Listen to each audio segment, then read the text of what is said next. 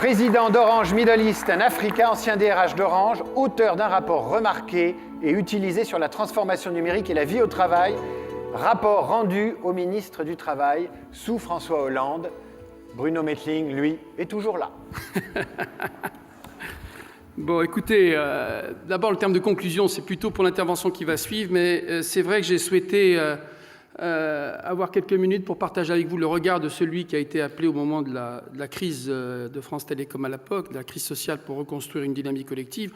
Je ne parlerai pas évidemment de la situation de crise qui fait l'objet dans l'actualité récente, vous le savez, d'un certain nombre d'enjeux, mais je crois toujours important, même 8 ans après, de porter témoignage de la manière dont toute une grande entreprise, confrontée à une situation extrême de tension sociale, pour ne pas dire de souffrance au travail, a reconstruit une dynamique collective pour affronter un mode en pleine mutation, avec un succès autour de son président Stéphane Richard et avec l'ensemble des 100 000 collaborateurs. Ça reste pour moi quelque chose d'assez fondateur dans les débats qu'on peut avoir sur les difficultés, sur les fragilités, sur la souffrance au travail, voire sur les situations suicidaires, pour reprendre ce qui était évidemment au cœur de l'extrême tension de l'entreprise à l'époque. Et puis, j'ai eu cet honneur, quelque temps après, avoir recréé cette dynamique de l'entreprise, d'être appelé par François Rebsamen, puis j'ai remis le rapport à Madame El Khomri sur ce qui me semblait un problème absolument clé, c'était comment on allait appréhender dans ce pays collectivement, en rassemblant les représentants des syndicats, représentants des MEDEF, les experts du numérique, comment ensemble on allait embarquer cette problématique de la transformation du travail à l'heure du numérique.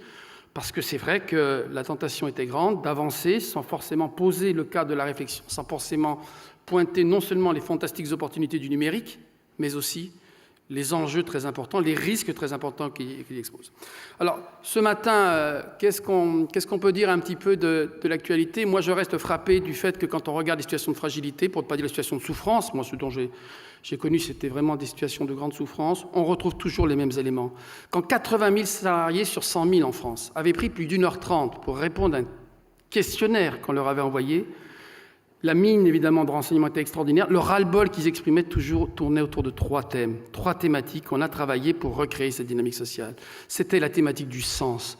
Ça a été dit à de multiples points ce matin, mais c'est vrai qu'on soit dans la start-up ou qu'on soit dans la grande entreprise traditionnelle, cette thématique du sens, qu'est-ce qu'on peut passer notre temps à l'oublier dans les logiques de court terme, dans les logiques financières, elle est essentielle à la cohésion de l'entreprise, au sens, c'est-à-dire à la capacité de se projeter dans les changements, les adaptations de manière positive. Donc, la cohésion du sens, c'était énorme à l'époque. On ne leur parlait plus de leur métier, on leur parlait évidemment d'éléments très différents. Les personnes de réseau, les personnes qui étaient très attachées à cette entreprise ne se reconnaissaient plus. Le lien, comme ça a été dit ce matin, entre la stratégie, les évolutions, la transformation et le travail du quotidien, qui d'entre nous peut encore dire que l'entreprise y passe un temps suffisant pour refaire ce lien, donner le sens? C'est essentiel, quelle que soit la forme de l'entreprise. Dans cette crise du sens, c'était la crise, un des grands éléments de la crise à l'époque d'Orange, ça reste profondément d'actualité pour lutter contre les fragilités.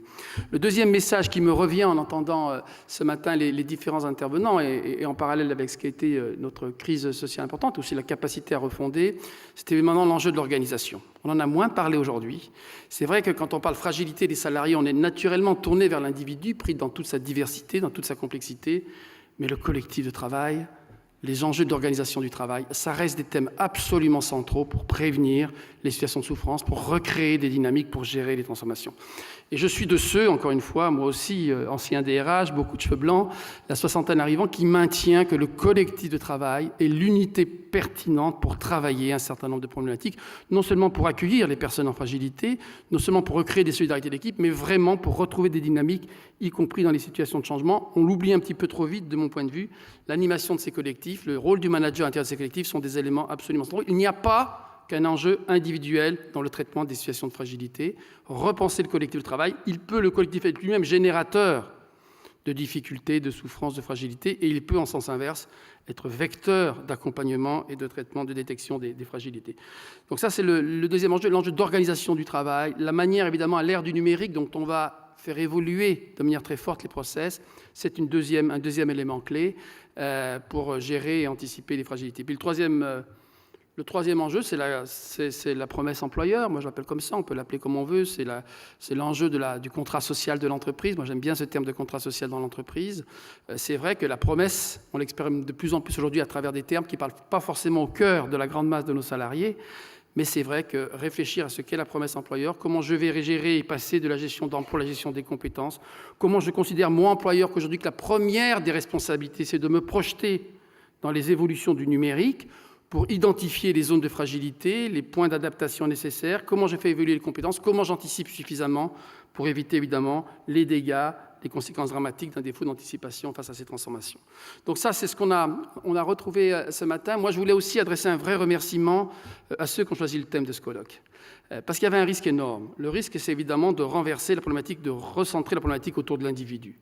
Il n'y a rien de plus faux que d'identifier un individu dans sa situation de souffrance au travail et de penser qu'on va traiter une catégorie particulière de salariés qui sont les salariés en situation de souffrance.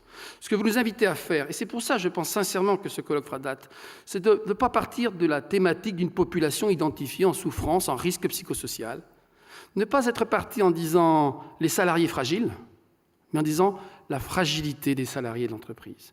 Et en nous invitant à inverser les termes, vous avez refusé de cantonner, vous avez refusé. La fragilité, c'est vous, c'est nous, on l'a bien vu, y compris la fragilité des dirigeants, mais il y a juste titre en évidence, elle n'est pas neutre dans la vie d'entreprise. On refuse de catégoriser, de compartimenter cet enjeu, et vous nous invitez collectivement, nous, acteurs de l'entreprise, à rehausser en amont la réflexion qui est la nôtre sur l'accompagnement des fragilités.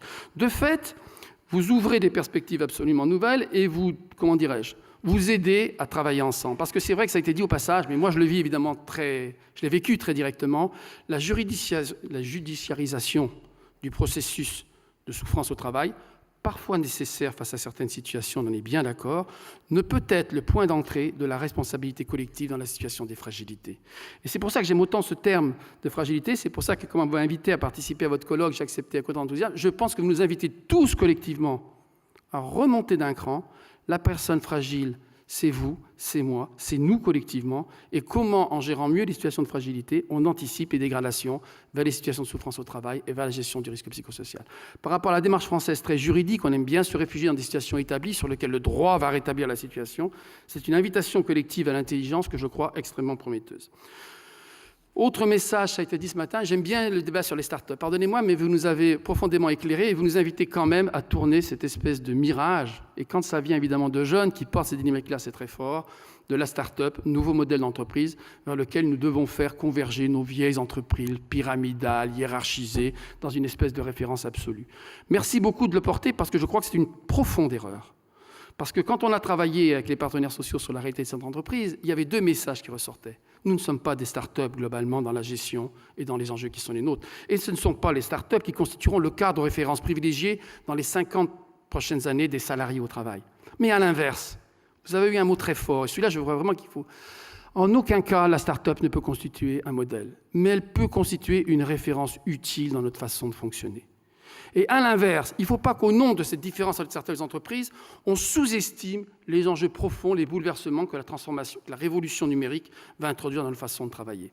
Donc il faut s'inspirer d'un certain nombre d'éléments sur la façon de manager, sur la façon de conduire, mais à l'inverse, il faut que nos modèles d'entreprise se réinventent avec équilibre, mesure dans la durée, mais se transforment profondément, parce qu'à l'inverse, ce que le rapport montrait bien, que j'ai eu l'honneur de remettre, c'est que les fractures du numérique pour les entreprises qui resteraient dans le mode de fonctionnement et d'organisation traditionnelle seront terribles et se paieront cash.